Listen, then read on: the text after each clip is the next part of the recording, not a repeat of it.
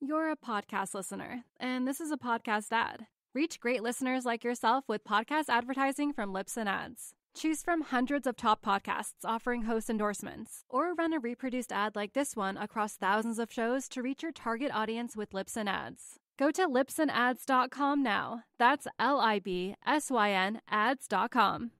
This episode is sponsored by Horizon Studios. If you enjoy this podcast, it would mean so much to us if you'd be willing to take 30 seconds to do these tiny things. First, can you please follow or subscribe to Self-Care Club? Following the pod helps you because you'll never miss an episode, and it helps us because you'll never miss an episode. So to do this, just go to the Self-Care Club show page on Apple Podcasts, Spotify, or wherever you listen to podcasts, and then just tap the plus sign in the upper right-hand corner or click on follow. This is the most important thing for the pod, and while you're there, if you'd be willing to give us a 5-star review, we would be so grateful. Hello everybody, I'm Nicole Goodman. And I'm Lauren Mishkon, and welcome to Wednesday's Midweek Meltdown. You know what happens every Wednesday, don't you, clubbers? We hear from you guys, our listeners, about what you're dealing with, what you're worrying about, what you're struggling with, what you're ranting about. Whatever your dilemma is, we are here to help unpick it, give advice that you might not necessarily need or take. Or want. Or even want. Yeah. But we're doing it anyway. I've got a rant in. Go on. Well, I love it. I love the rants. I've got a rant and a dilemma. 2 today. It's a bog off. Two? Yeah, 2. The first one is a small rant, and it's from Jackie. Not Jackie. Your mother, Jackie. My mother, Jackie. Did she actually email us? Yes. No, she didn't. Yes, she did. And it's as follows. Are you ready for it, Nicole? I'm putting my glasses on, Jackie. I Okay. am here for this. I keep meaning to ask you both, what is it with all these girls wearing white socks outside their leggings? It looks weird, not in a good way. P.S. Please get your shoulder appointment sorted. Right, well, the shoulder appointment is not to do with the dilemma. No, it's not. That's just a mum thing. So she's asking why girls are wearing white socks where? Above. Outside their leggings. I do this. So do I. In the gym. Yeah. You don't do it in the gym. Well, I don't go to the gym. But I mean, So why are you doing it? Because if I'm walking the dog and I'm wearing a pair of leggings, I will wear socks that will go over the leggings and then put trainers Where on. should we put the socks? Underneath the leggings? Yes. That looks terrible. I think she would prefer that. Yes. She's not liking the look. That's her rant. Jackie, I'm sorry to tell you, but I think those days have passed and now socks are worn over, not under. Yeah, and also she doesn't like that it's like a black legging with a white sock and trainer, but I like it. I like the look. I will only wear a white sock, Jackie. This might be more your preference. I only wear a white sock with a coloured legging. Okay. Or if I'm wearing a white vest top. Oh, okay. You're tying it in. You're tying the look in. It's a look. Yeah. Or I will wear a black sock. Mm-hmm. Sorry, Jackie. It's still over the legging. Yeah. Is that all right? Because she has specified white. Yes, she has specified white. But the thing that confuses me about my mother's rant is she is a woman who peaked styling-wise in the 80s when like leotards, leggings, leg warmers, they were all the rage. She was of the Mad Lizzie generation. So this should be just like a normal thing to her. Why did she message you this? She's got a problem with it. She's got a problem with it. It's bothering her and she wanted to air it. And this is the place to air your rants. I'll be honest, I'm a bit confused. Why? I'm confused as to why this is bugging her. It's I bugging feel like she should spend her time elsewhere. Sorry, Jackie. She does a lot of walking the dogs around Primrose Hill. So I think there's a lot of like trendy, gym-going, athleisure girls in these outfits, and she's not enjoying Right, excuse the me. aesthetic. They're not just confined to Primrose Hill, if you don't mind. I am trendy and in my athleisure, and are. I'm doing the sock thing. Okay. So what should But it's not just normal like Marks and Spencer's plain white socks. It's sports socks. Yeah. So it's a sporting look. Yes. I don't think she wants it resolved. She just wanted to air her grievance about it. So she's aired it now on a public platform. So that's great. Well done, Jackie.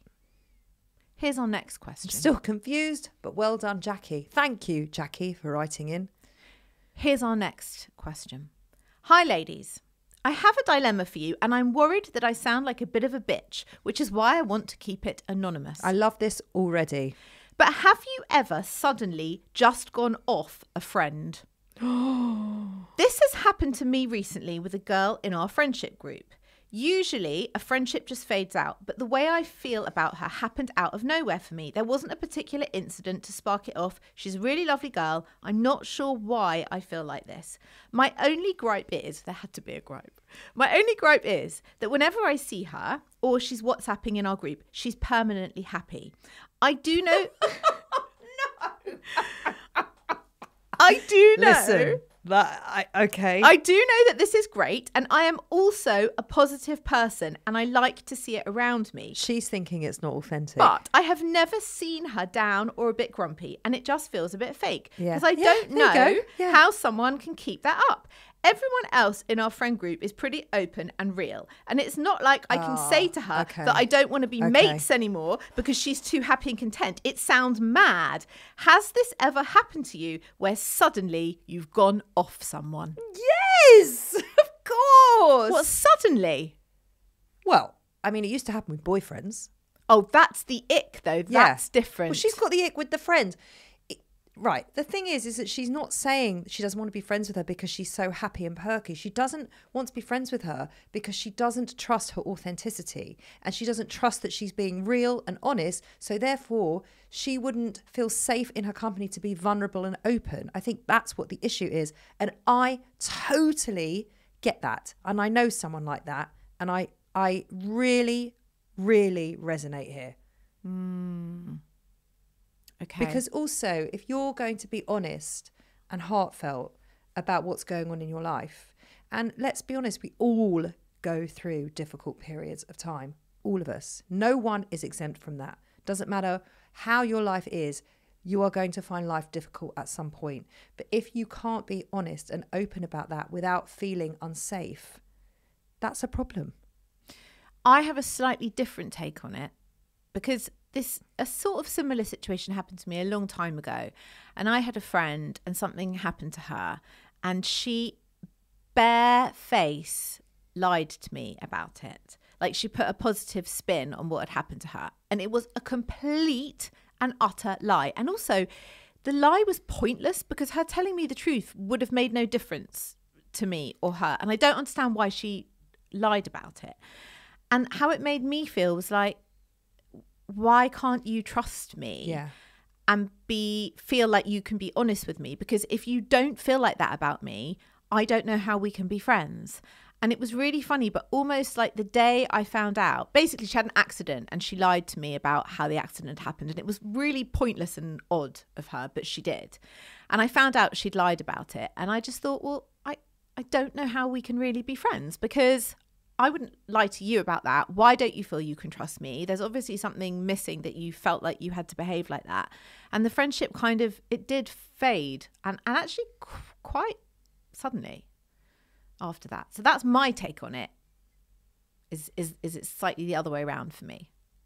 What do you mean it's slightly the other way not around? like why are you permanently happy, but like why can't you trust not you're saying it's like you wouldn't feel safe to be vulnerable around them because they're always putting positive spin, but my feeling is it's not that they're putting a positive spin, it's that they're not being authentic and open. They're like masking something. But then my feeling is like, well, it's not that I wouldn't be able to do that with them, it's like, what's your problem with me that you can't do that with me? That is very interesting, and I'm really surprised that you've taken it that way, that you see it that way. Because isn't it better to focus on you, your boundaries, what you're comfortable with, what you're not, rather than wondering why they feel how they do about you or why they behave how they do around you? Because that's theirs, right? And that's all their stuff that you'll probably never get to the bottom of. But I don't feel that's a friendship that's on an equal footing because I agree. I can only move through the world and behave with my friends as I behave. And that is normally in a pretty open, real, honest way. I don't cover things up and wallpaper over them and plaster it over the cracks. Really, like if I'm having a shit time, I feel pretty comfortable saying to most people, oh, it's been a really bad day, week, month, whatever.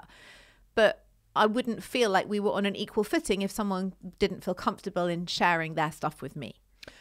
I agree. And I kind of think we're both saying the same thing. We are. We are, aren't we? Yeah. But we're just seeing it in slightly different ways of why it's a problem. Yeah. What your part of the problem would be and what mine would be.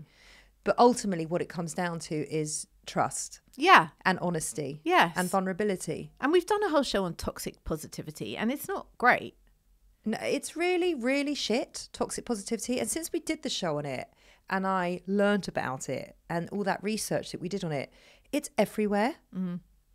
It's everywhere. And there's something going on for me at the moment. And I've noticed that the few people that I have shared it with, the need to put this toxic positive spin on it.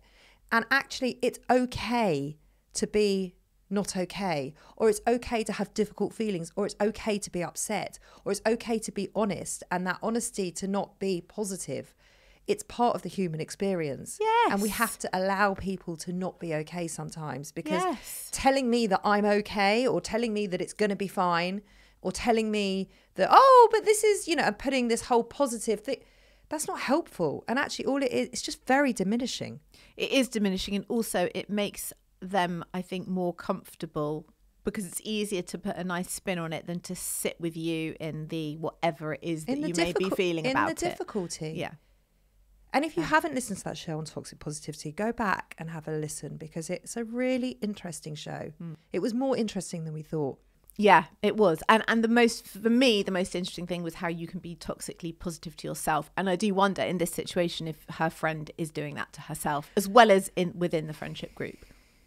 So I guess the advice is, or however, I mean, it's not advice, but I think my feeling towards it is, if you don't feel safe emotionally around her, that's okay. And you don't have to. And you can just distance yourself, and you can sort of reclaim the friendship in a different way and maybe not be as close to her. Or, I mean, you can try and talk to her about it. I just don't know. I don't know where it would get you. No. Because it sounds like it's her stuff. And that's not something that you can fix or should fix. And also not every friendship has to be for a lifetime. And not every friendship has to have a really deep connected feeling to it. Some of them can be much more surface, and you can just have a bit of fun and a bit of a laugh, and that's okay too. It's totally okay. Yeah. So I hope that helps. We will be back on Friday with our weekly Wellness Roundup show. If you want to be in touch and be part of our Midweek Meltdown, you can email us hello@theselfcareclub.co.uk. Or if you're my mother, you can just WhatsApp it. Oh, does she WhatsApp it? Yeah, of course. Does she actually want that on the show? Yeah. I love Jackie. I love you. I love you. Love you, Mum.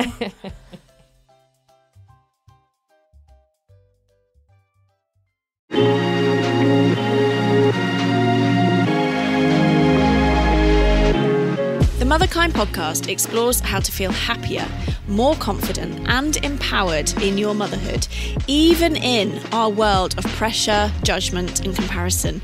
I'm your host, Zoe Blaski, and every week I speak to an incredible expert to share actionable steps and powerful lessons to living your life as a mother with more joy and unapologetic confidence. Listen wherever you get your podcasts. Just search Motherkind.